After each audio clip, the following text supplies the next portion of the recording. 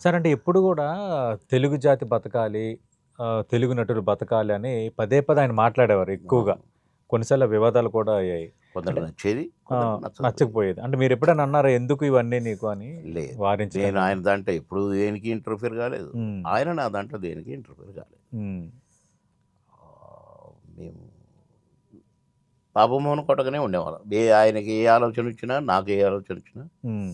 మేము ఒకరి దాంట్లో ఒకళ్ళు మేము ఇంటర్ఫియర్ అయ్యేటోళ్ళం కాదు. ఓకే. ఫ్యామిలీ అఫైర్స్‌లో కూడా హ్మ్. మా ఫ్యామిలీ విషయాలు అక్కడ మాట్లాడేది కాదు. ఆయన ఫ్యామిలీ విషయాలు నా దగ్గర మాట్లాడేది. అలా ఓకే. నేనే ఎక్కువగా వాళ్ళ ఇంటికి పోయేది. హ్మ్. మా ఇంటికి ఒక్కసారో ఎప్పుడో వచ్చాడు అంతే. ఓకే.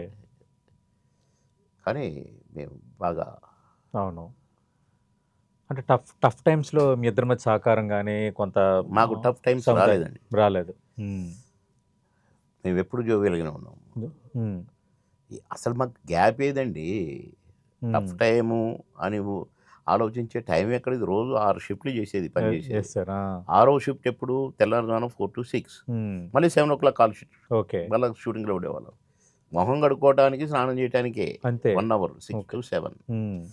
Continue busy. ఒక్కొక్కసారి హాఫ్ అన్ అవరే ఉండేది. సార్. మేము ఓహ్! అప్పుడు మేకప్ తీసేటోళ్ళం కాదు. అవును. అట్లనే గబా గబా 2, 3 చెంబులు పోసేసుకోవటం, సబ్బు పెట్టి ఇట్ట అనటం, హ్మ్. మొఖాన్ని కూడా ఇట్ట అనటం, మళ్ళీ నీళ్ళు పోసుకోవడం, తుడుచుకోవడం, వెళ్ళిపోవడం. ఓకే. మేకప్ పోయేది.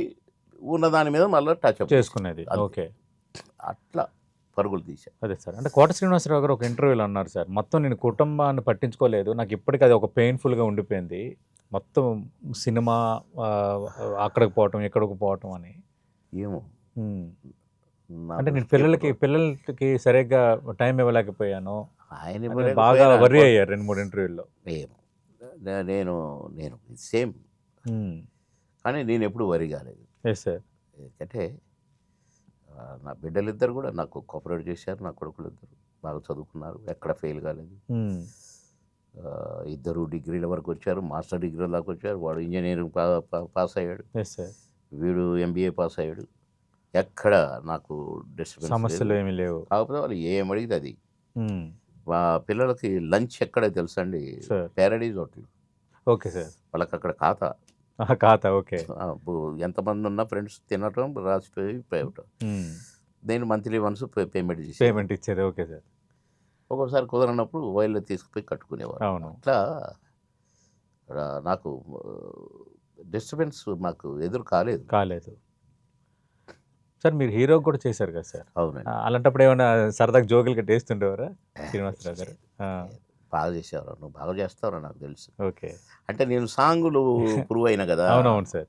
మాయలోళ్ళలో గూడా మేమిద్దరం కలిసి కొద్దిగా 'ఉడతా ఉడతా ఊచి' పాటలో ఉంటాము. అవును. అక్కడ కూడా చూసిండు. హ్మ్. 'రాజేంద్రుడు గజేంద్రుడులో' కూడా మా ఇద్దరిది కాంబినేషన్. కాంబినేషన్ ఉంది. నాకు సాంగు 'బొమ్మవా అమ్మడు' హ్మ్. కనుక ఆయన స్టాంప్ ఏసేసాడు. హ్మ్. "వీడు సాంగులు బ్రహ్మాండంగా చేస్తావురా నువ్వు.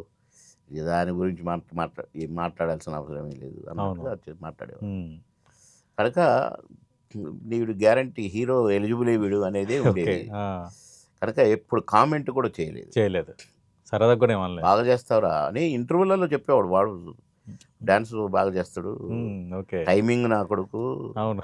నా కొడుకు మళ్ళా అదే అదే. అదే. నా కొడుకు టైమింగ్ వాడు అది ఇది అని అవును.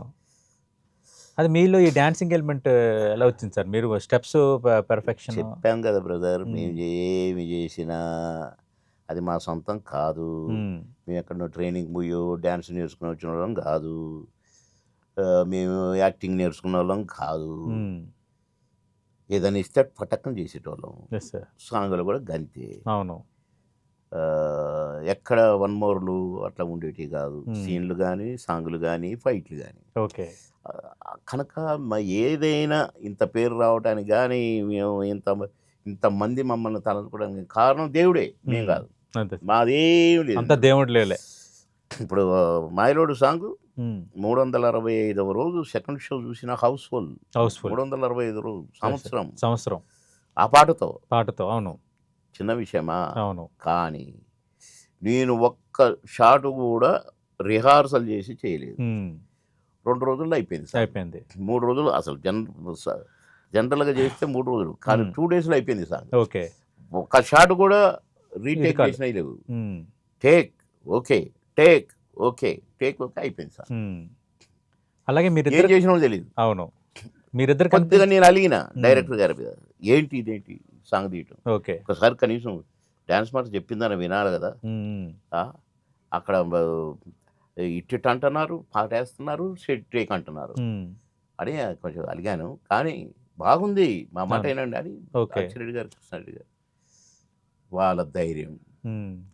మీ ధైర్యానికి ఒప్పుకుంటున్నా నేనని. ఇక ఇవి ఏం నిజంగా ఆళ్ళ చెప్ ధైర్యానికి తగ్గట్టుగా అద్భుతమైన సూపర్ హిట్ అయింది సార్ అది.